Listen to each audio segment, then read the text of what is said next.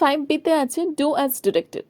প্রথম যে ডিরেকশনটা দিয়েছে যে কল হিম বাই টেলিফোন, এটাকে কি করতে হবে? চেঞ্জ দ্য ভয়েস চেঞ্জ করতে হবে।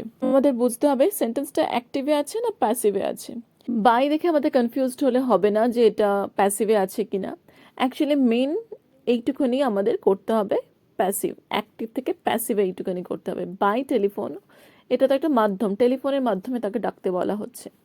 কল হিম, কল হচ্ছে ভার্ব, হিম হচ্ছে এখানে অবজেক্ট, সাবজেক্ট নেই, তাহলে এখানে সাবজেক্ট হয়ে যায় ইউ কল হিম।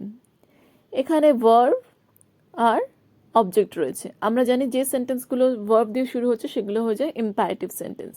অ্যান্সার করার আগে আমরা একটু এক্সপ্লেনেশনটা একটু জানবো যে কি হয়। Imperative sentence in passive form, মানে ইম্পারেটিভ সেন্টেন্সে যখন প্যাসিভ ফর্ম করা হয়, বিগিনস উইথ লেট দিয়ে শুরু হয়, তারপর অবজেক্টটা সামনে চলে আসে, তারপরে বি হয়, আর ভার্বের পাস্ট পার্টিসিপাল ফর্ম অর্থাৎ V3 বসে। এখানে ভার্ব হচ্ছে কল আর অবজেক্ট হচ্ছে হিম। তাহলে এই সেন্টেন্সটা যখন আমরা প্যাসিভে করছি তখন হয়ে যাচ্ছে, আগে লেট বসাতে হয় আমরা জানি, বসালাম, এখানে হিমই বসবে, তারপর বি বসাতে হয়, তাই এখানে বি বসলো। ভার্ব হচ্ছে কল, এটা হলো ভার্ব, এর থার্ড ফর্ম V3, কল্ড, তাহলে থার্ড ফর্ম হলো কল্ড। আর এই যে বাই টেলিফোন, এটা এক্সট্রা অংশ ছিল, সেটাকে অ্যাজ ইট ইজ এখানে বসিয়ে দেওয়া হলো। তাহলে let him be called by telephone.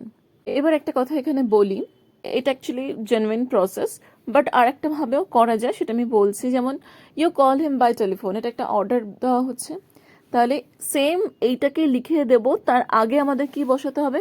You are order two, এটা বলার পরে তাহলে আমরা সেন্টেন্সটা যেরকম আছে সেইভাবেই এটা পুরো বসিয়ে দিতে পারি, এতেও কিন্তু হবে by telephone. So you are order to call him by telephone, এটাও হবে। কিন্তু আমরা যেভাবে প্রসেসে শিখেছি যে shut the door, let the door be shut, open the window, let the window be opened, like this, এইভাবে আমরা লেট দিয়ে করতে পারি। এটা লেট দিয়ে একটা প্রপার নিয়ম রয়েছে, সেভাবে আমরা করতে পারি।